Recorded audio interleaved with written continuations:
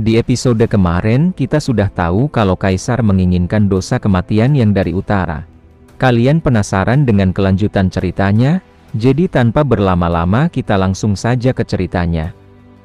Kita dilihatkan dengan Jester yang lagi dalam perjalanan. Di sana Jester merasa kalau menginginkan artefak kemarahan mereka harus melawan kepala suku besar. Itu akan menyusahkan. Setelah itu ada yang menghubungi Jester. Ternyata yang menghubungi Jester adalah Luna yang lagi menyelidiki kematian Killer Schutzman. Di sana Luna berkata, kalau yang membunuh Killer Schutzman adalah Andreas. Di sana Jester bertanya, apa benar Andreas yang melakukannya? Di sana Luna membenarkannya. Lalu Luna bertanya, apa boleh aku mengubah Andreas jadi mainanku? Dengan tiba-tiba kita dilihatkan dengan Andreas yang baru keluar dari tempat Minius. Di sana Andreas merasa kalau perang akan terjadi tidak lama lagi, dan Andreas rasa kalau akan lebih baik kalau bisa mengawasi tindakan Kaisar melalui Minius. Tapi menurut Andreas saat ini dirinya harus menjadi lebih kuat. Dengan bakat sihir hitam yang dimiliki, dan hal pertama yang akan dilakukan Andreas adalah fokus mempelajari buku sihir hitam milik Morn dan Killer Schutzman. Di saat liburan akademi dimulai Andreas akan mendapatkan naga merah Kramaha. Setelah itu 1 minggu pun telah berlalu. Di sana ada Andreas yang lagi menunggu kereta untuk pergi ke suatu tempat. Di sana Andreas bergumam, menurut peta yang aku dapatkan dari lelang Muriel, kuburan Kramaha terletak jauh di dalam hutan Bayatra. Tapi untungnya aku bisa naik kereta sampai ke kerajaan Grandis yang terletak tepat di sebelah hutan. Setelah itu, satu-satunya cara untuk lanjut adalah jalan kaki atau menunggang kuda. Dan juga hutan Bayatra adalah tempat asing, hukum kerajaan tidak berlaku di sana. Setelah itu tiba-tiba ada Vivian di belakang Andreas. Di sana Andreas bertanya, kenapa kamu juga bepergian hari ini? Di sana Vivian berkata, kalau dirinya akan kembali ke kota asalnya. Andreas berkata, kenapa tiba-tiba kamu mau kembali? Vivian berkata, kalau ayahnya memintanya untuk kembali. Andreas bertanya, apakah kamu akan baik-baik saja? Aku kira kamu tidak nyaman berada di rumahmu. Vivian berkata, aku tidak mau pergi, aku lebih memilih untuk menghabiskan waktu denganmu. Di sana Andreas berkata, semoga perjalananmu aman. Setelah itu Vivian pun pergi meninggalkan Andreas. Di sana Andreas merasa kalau Vivian tidak akan selalu membutuhkan bantuan peri, dan waktunya untuk Vivian menjadi mandiri sudah tiba. Tidak lama setelah itu kita pun dilihatkan dengan Andreas yang sudah tiba di kota kastil kerajaan Grandis. Di sana Andreas pertama kalinya datang ke tempat tersebut secara langsung, tapi Andreas merasa bernostalgia, karena dirinya dulu sering datang ke kota tersebut saat memainkan game, dan tempat itu tetap ramai sekali menurut Andreas. Setelah itu di sana ada seseorang yang lagi mengobrol tentang orc yang menjadi liar di dalam hutan dan bisnis mereka menjadi rugi. Di sisi Andreas yang mendengar percakapan mereka, dia merasakan firasat buruk, dan Andreas merasa kalau lebih baik dirinya mencari tahu lebih banyak informasi lagi. Setelah itu kita dilihatkan di penginapan. Di sana Andreas mau menginap di tempat tersebut. Lalu Andreas bertanya pada wanita di sana, apa ada semacam acara, kenapa kota ini ramai sekali? Wanita di sana berkata, itu wajar, wisatawan sepertimu tidak tahu. Keadaannya sedang kacau di dekat perbatasan. Untuk pertama kali dalam 40 tahun ada Raja Orc yang muncul di dalam hutan Bayatra. Di sana Andreas merasa, kalau itu berita buruk, munculnya Raja Orc berarti suku-suku di dalam hutan sudah bersatu. Kalau Andreas mau mencari kuburan di dalam hutan itu sudah cukup sulit. Tapi sekarang malahan ada kelompok Orc yang muncul. Di sana Andreas bertanya, apa mungkin jalan menuju hutan Bayatra ditutup? Wanita di sana berkata, kalau itu tentu saja, warga biasa tidak boleh mendekati perbatasan. Di sana Andreas berkata, berarti ada cara lain untuk memasukinya. Wanita di sana berkata, kalau menjadi prajurit bayaran adalah salah satunya, tapi sebaiknya kamu tidak melakukan itu.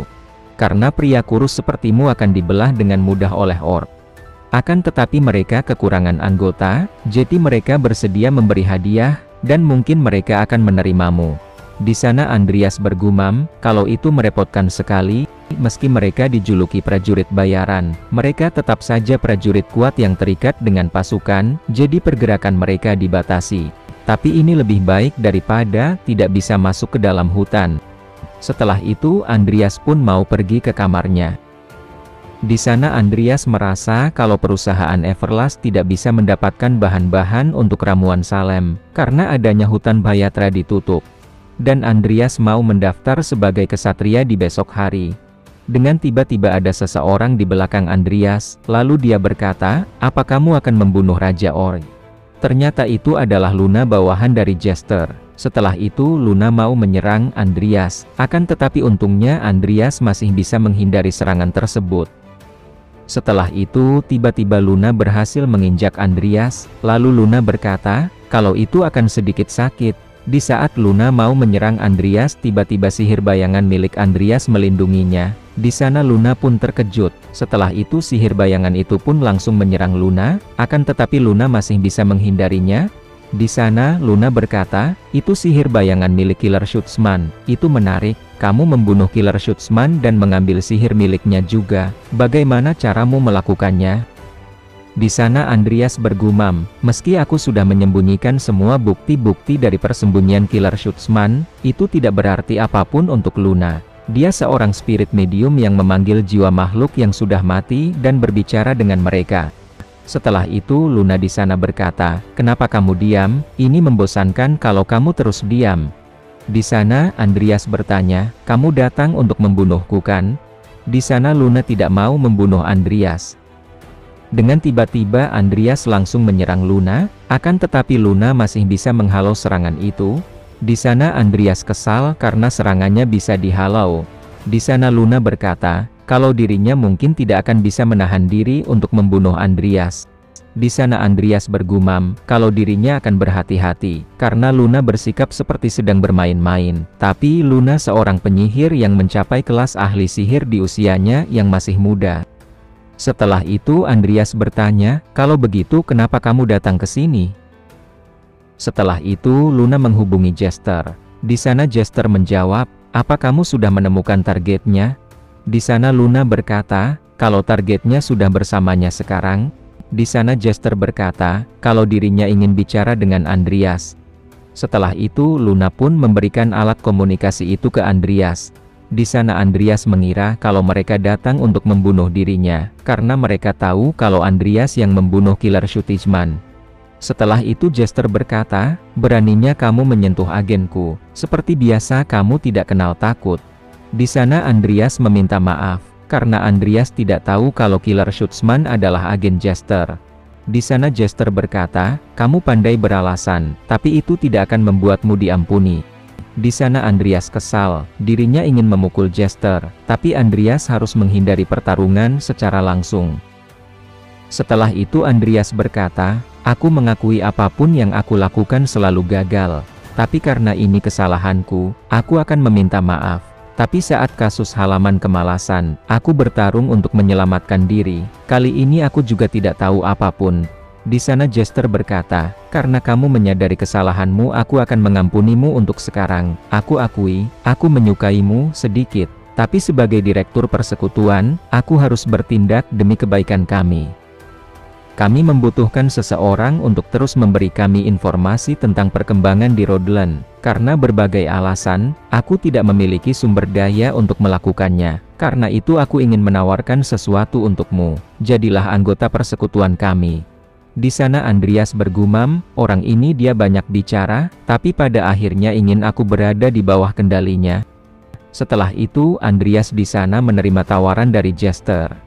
Di sana Andreas berkata pada Luna, kalau sekarang tidak ada alasan kita untuk bertarung. Setelah itu tiba-tiba Luna memeluk Andreas, dan dia merasa senang, karena itu pertama kalinya Luna punya orang yang seumuran di kongregasi. Setelah itu Luna berkata, sebagai seniormu, aku akan memberikan beberapa saran, menjadi bagian dari kongregasi tidak akan membuatmu tambah sibuk. Di sana Andreas berkata, yang harus aku lakukan hanyalah melaporkan apa yang terjadi di akademi kan? Di sana Luna membenarkannya, lalu kalau ada kendala, Andreas bisa langsung bilang ke Luna. Di sana Andreas berkata, aku akan menyapamu lagi di suatu tempat. Di sana Luna ingin ikut dengan Andreas. Di sana Andreas berkata kalau di sini bukan soal kongregasi. Di sana Luna tidak mempermasalahkannya. Di sana Andreas berkata, "Aku tidak mengerti kenapa kamu ingin ikut denganku." Di sana Luna berkata, kalau dia pulang, dirinya tidak ada kerjaan. Dan di saat Luna melihat Andreas menggila di kongregasi sebelumnya itu menurutnya luar biasa. Jadi menurutnya kalau bersama Andreas itu pasti akan menyenangkan.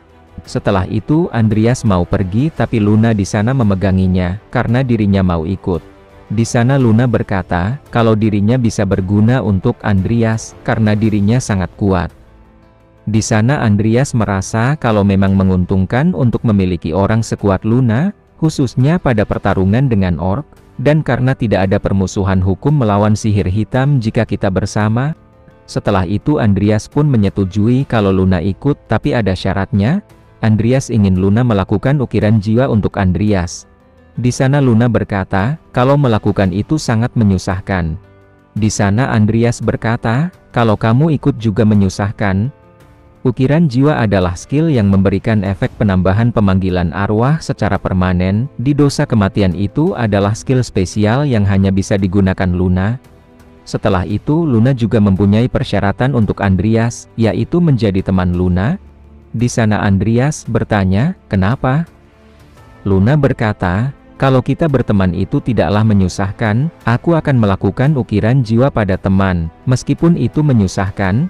Di sana Andreas bergumam, aku akan melakukannya dengan senang hati kalau dia akan melakukan ukiran jiwa. Setelah itu Andreas bersedia untuk menjadi teman Luna. Di sana Luna pun senang karena berteman dengan Andreas.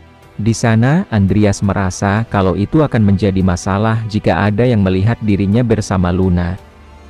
Di sana Andreas berkata, mulai sekarang bisakah kamu memanggilku bro daripada nama? Di sana Luna bertanya, kenapa aku harus melakukannya?